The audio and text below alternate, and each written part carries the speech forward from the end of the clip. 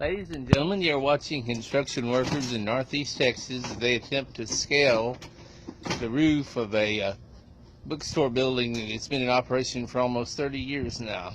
They're going to be attempting to effect some much-needed roof repair.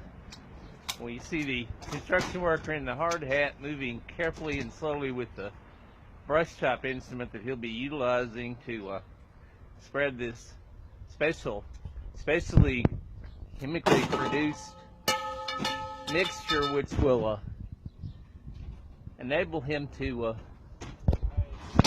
do these.